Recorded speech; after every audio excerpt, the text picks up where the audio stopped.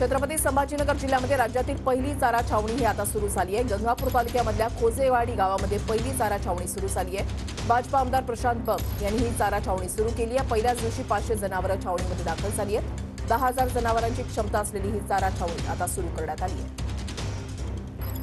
राज्यातली पहिली छावणी तुम्ही सुरू केली आहे। आज काय झालं होतं, एक 3-4 दिवसापूर्वी काही शेतकऱ्यांनी मला फोन केला होता की भाऊ तुम्ही प्रत्येक दुष्काळ छोटा जरी आला तरी छावणी टाकतात, ह्यावेळेला पण तुम्ही टाकणार की नाही?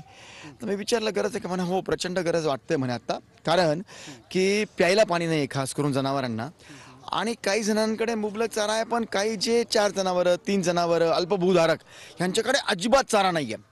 मग मी ताबडतोब माझ्या सर्व मित्रांनी आम्ही निर्णय घेतला की शासनाला विचारलं, कलेक्टर महोदयांना, त्यांनी सांगितलं शासनाचा अजून जी आर आलेला नाही आहे, तर ठीक आहे त्यांना अर्ज करून टाकले।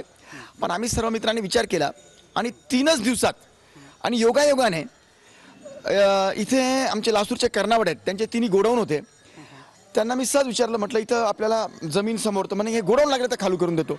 त्यांनी सगळे गोडाऊन खाली केले हे मटेरियलचे, आणि तुम्ही बघताय की 350-400 जनावरं एकेका या शेडमध्ये जनावर असू शकतात आपले, म्हणजे पशुधन असे 3 गोडाऊन्स आहेत, तर 1200 पशुधनाची इथे व्यवस्था होईल म्हणून आम्ही त्वरित 3 दिवसात निर्णय घेतला। चारा घेतला, हौद होते, ज्या जे ठिकाणी हौद मिळतात तिथून हौद आणले, आणि सर्व मित्रांच्या सहकार्याने अवघ्या 3 दिवसात ही छावणी आम्ही आज सुरू केली।